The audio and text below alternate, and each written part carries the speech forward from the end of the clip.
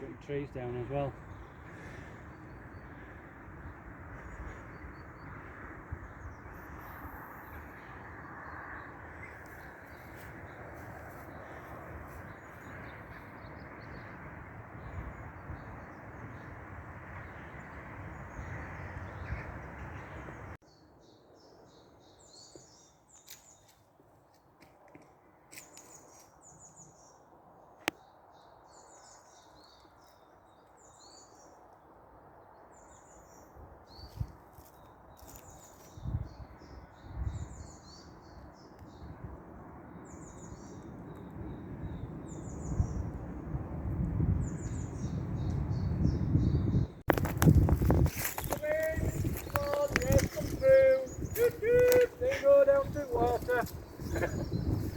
Do you think that was...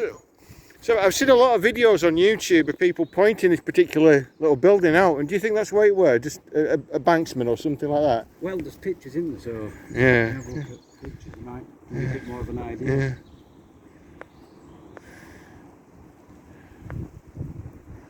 It could have even been a water storage or something. Yeah.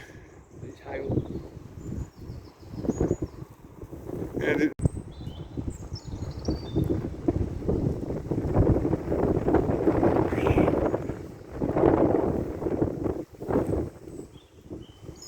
Chris has dropped me off and given me a brief look around the area, so here we are, Thorton and Craven Quarry. I've got a whole bunch of stuff that I want to try out tonight, some things I want to debut, and also some things that people have donated and they want me to try out and test out, so stick around. So one of the first things that I was going to review tonight was this camp bed that Chris has purchased and he wants me to review. And to be honest, I'm not going to lie when I say it's an absolute pain in the arse to put together. These feet don't really want to fit into the sidebars at all, and it's just a real struggle to get it to do anything at all. Bear with me. Whew. It took me a couple of attempts to get this together. Well, I'll be honest with you, 10 minutes. I've not seen anything like this since early noughties when I work in event safety at music festivals. In the welfare tents, they'd have little stretcher beds for people who have had a little bit too much or done a little bit too much, and they could chill out for a short while. And they look very similar to this.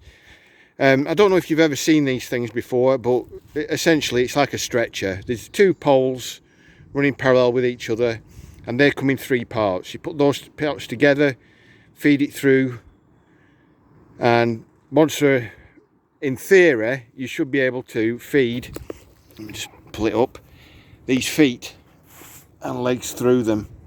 You see that there's a little hole in both the material and the pole on both sides, and they should match up. But as this is a relatively new piece of material, it still needs to get stretch, as it were, and those holes in the material don't quite match up with the holes in the poles, so it was quite annoying to get together. But we've had it together now, and I'm going to get something on to eat now, and then I'll give you a full breakdown of this particular camp bed.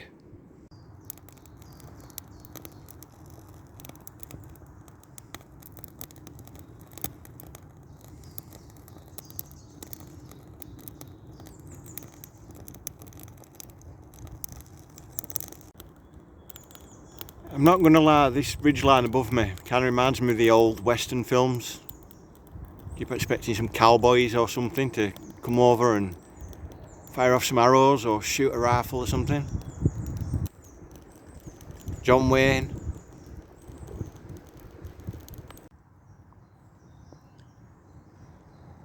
So I've had my brew now, and I thought I'd give you a bit more detail of the specs of this particular camp bed. The brand is Gear. It's marketed as a 4-leg camping bed. Its weight is 2.7 kilograms, which is very heavy in modern day equipment. You can get camp beds now that are a quarter or even a fifth of that weight and packed down to half the size of what this packs down to. I'll get you more details in the morning on the comfort rating of this camping bed. The easy to assemble is pretty much an outright lie, and the carry bag that's included is quite large. It's a good 2-3 foot long, and what can I say about it other than Chris, when he dropped me off, noticed that it's quite annoying to carry.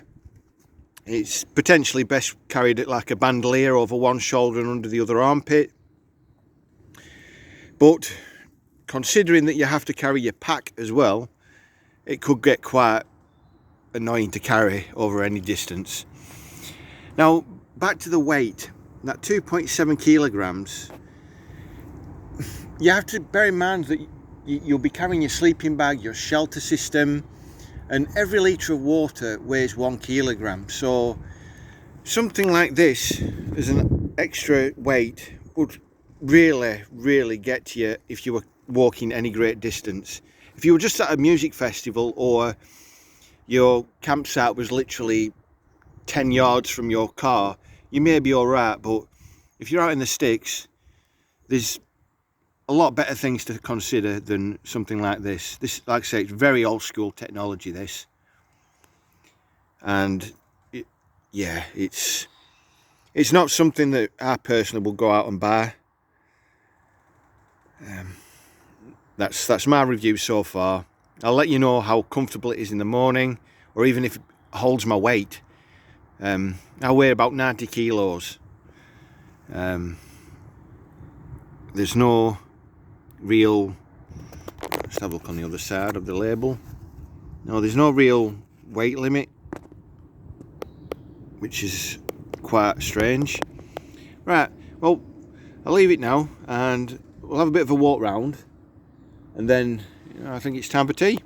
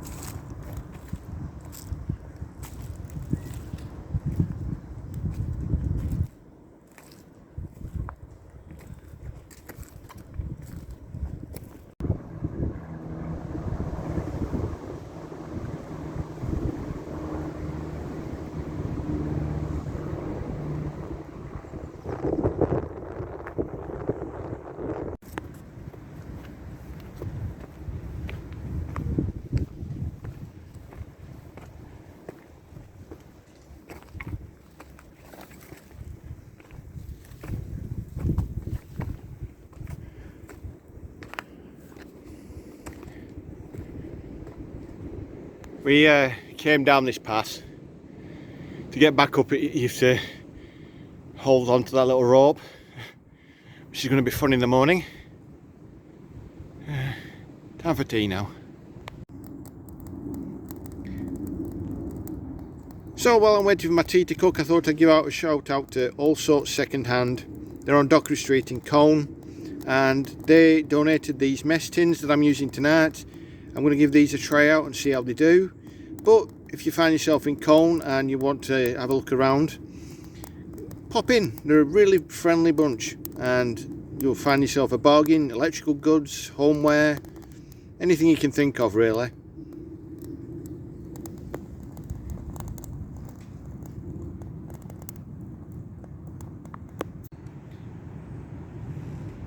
The mess kit came as a set of 2. I'm using the smaller one as my storage area for my cooking equipment. I've had my tea now, so I thought I'd give you a bit of a deep dive on today's location. Thorton in Craven Quarry, also known as Thornton Limestone Works, was operational roughly between 1920 and 1930, officially closing sometime just before the outbreak of World War II. It's situated approximately 600 yards north of what was once the village's railway station. This was on the Colne to Skipton line, which was closed in 1970. Ongoing campaigns by Skipton East Lancs Railway Action Partnership have tried to get this much needed line reinstated. Its location was on a short branch line and siding about 1/4 of a mile in length, The quarry had its own mineral railway built to convey the limestone, but this was closed and the rails lifted. According to some sources, shortly after the quarry opened. It was owned and operated by a P.W. Spencer. Back in the day, people from the surrounding area came and used this for riding BMXs and mountain bikes, and as you can see, there's some quite steep, precarious slopes that I will not be traversing at night. I'll definitely be staying by my campsite as these tracks are quite steep.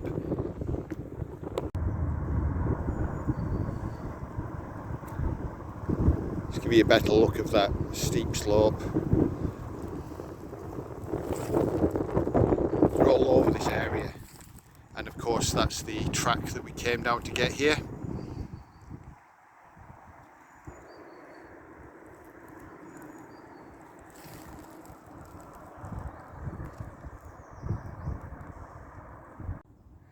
And here's the tunnel that the train used to drop off equipment and pick up goods. As you can see, the line itself is long since been ripped away and taken apart, but the path can still be seen, and it leads straight to the quarry, which is over in the distance there.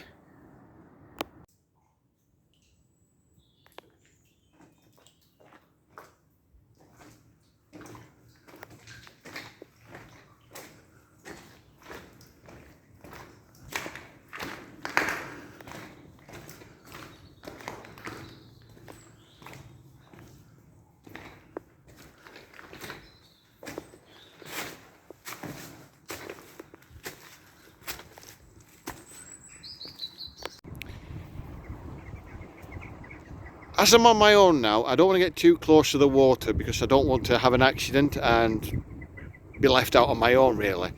But can you see this area here, this raised area just under the surface of the water? That's the original platform that the railway line ran on. And during the summer months, people come and swim in here. And it's quite dangerous to swim in areas where there's things like that so close to the surface. You may brush against it or hit your head if you're not careful, so just bear that in mind if you ever go out while swimming.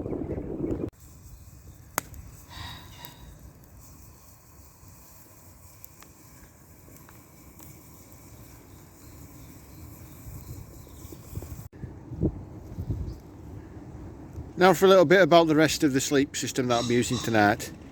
I'm once again using the Lixardo one season sleeping bag, and I brought with me a British military bivy bag. I'll talk about that in a bit. I've also brought with me the sleeping bag liner and a blanket in case it gets even colder. The bivouac or bivy bag is designed to keep yourself and your belongings dry and off the ground in poor conditions when a more suitable shelter is unavailable. In the British military, it is issued alongside a roll mat that's 10 centimetres longer and 10 centimetres wider than commercially available alternatives.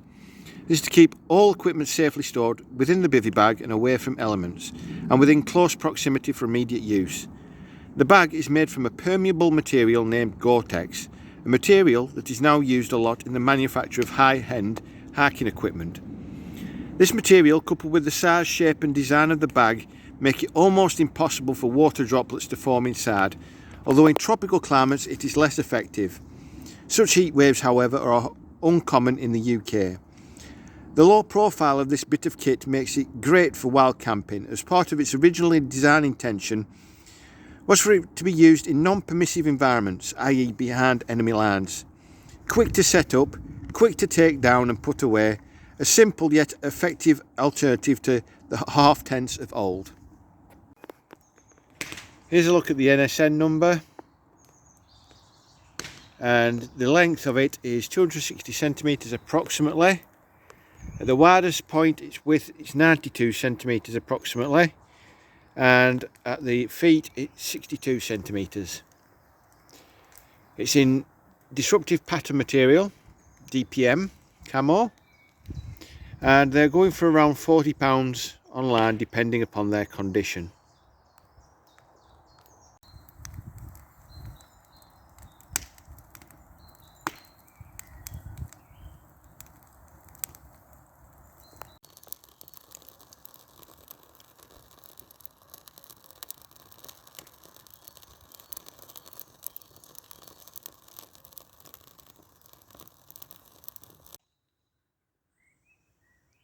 I'm just having a quick look around my campsite, and there's a lot of junk being left and dumped here.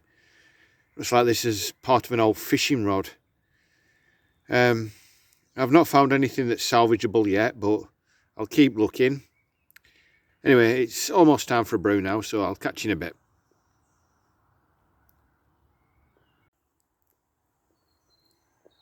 Dusk is starting to form now, so I brought out the headlamp out of my bag. It's the Energizer one this week. See how it fares in these conditions compared to previous times. Catch you in a bit.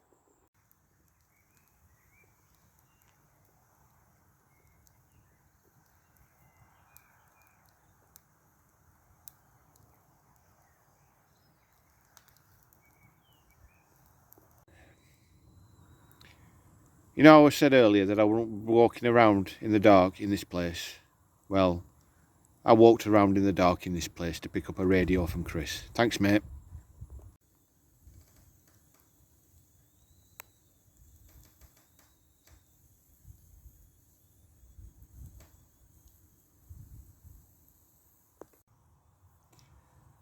So before I bed down for the night, I thought I'd go through what has worked and what hasn't today. And everything's pretty much worked as is, except the camp bed is a pain in the arse to put together, and it's quite bulky when packed.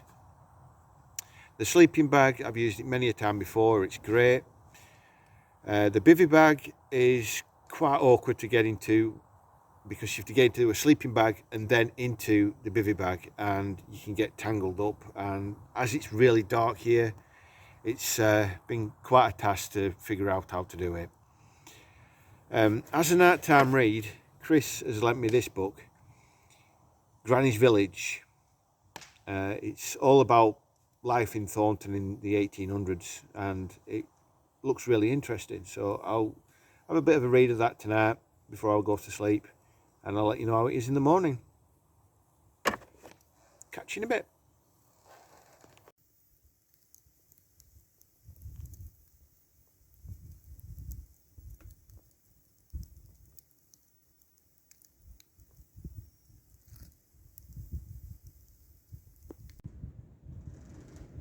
Good morning. It's just before 6 o'clock in the morning, and I'm getting ready to pack away. So I'll get it all done, and I'll be right back with you. See you in a bit. So I've tidied up the fire pit as best I can, and there's still a bit to do in regards to tidying up the rest of the site, so bear with me. I'm back in a bit. It's just before sunrise and I'm packed up. I'm just giving it one last look around. I don't usually set off this early, but as I've got quite a lot to carry, I'm going to take my time getting back to the main road, where I'll hopefully meet up with Chris. Just giving it one last look around.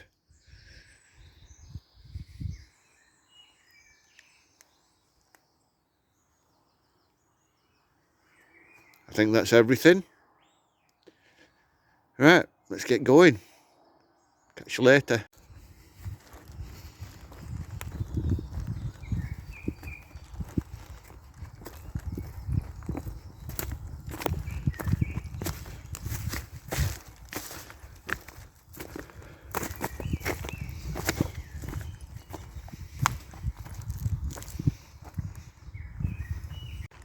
Well, climbing up there using that rope with 2 carrier bags in one hand,